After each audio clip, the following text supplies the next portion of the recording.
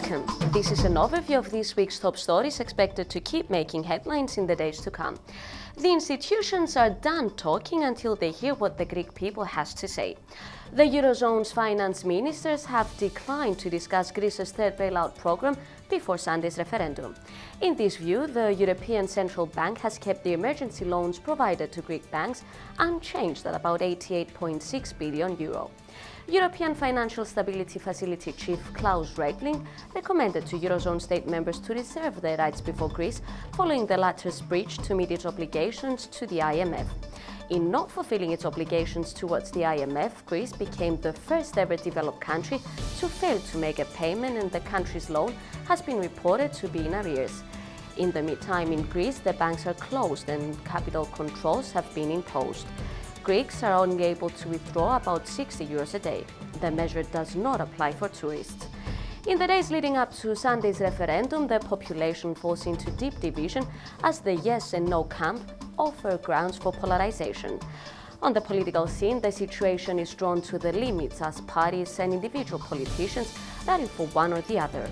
On Friday, the country's Supreme Court is expected to decide whether the referendum is constitutional or if everything that added up to it was in vain. It needs to be noted that Tsipras emphasizes that a no vote does not equal a no to Europe or the Eurozone, although his European counterparts are not so clear on that.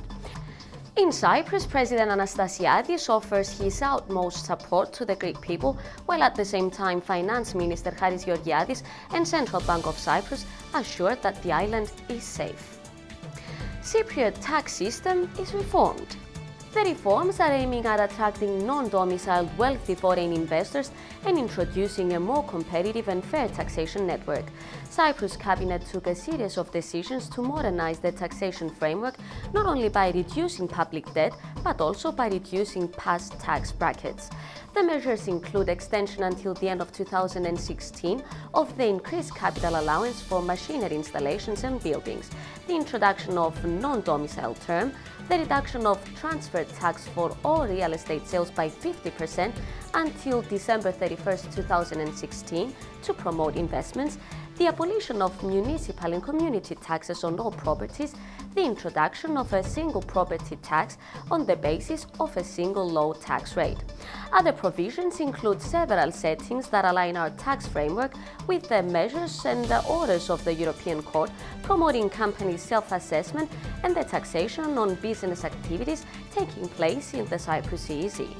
Negotiations for the solution of the Cyprus problem have started to show some progress, President Anastasiadis said. Anastasiadis met with Turkish Cypriot leader Mustafa Akinci on Monday, and the two were immersed in substantive negotiations with focus on unresolved core issues and made further progress, as UN Secretary General Special Envoy Jesper Batheide said. The two leaders were in contact with heads of European institutions later in the week.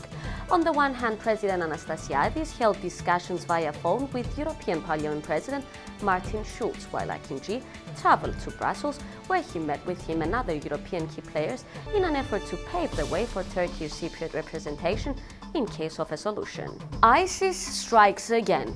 Attacks happened in France, Tunisia and Kuwait earlier this week. Dozens dead, while a man was decapitated on European soil for the first time. Islamic Caliphate militants also attacked an army base in Mount Sinai in Egypt, where dozens of soldiers were killed. The Egyptian government has affirmed that it will take on the militants. The murder of the top prosecutor in Egypt by members of the Muslim Brotherhood is thought to be possibly linked to the attacks. Thank you for watching.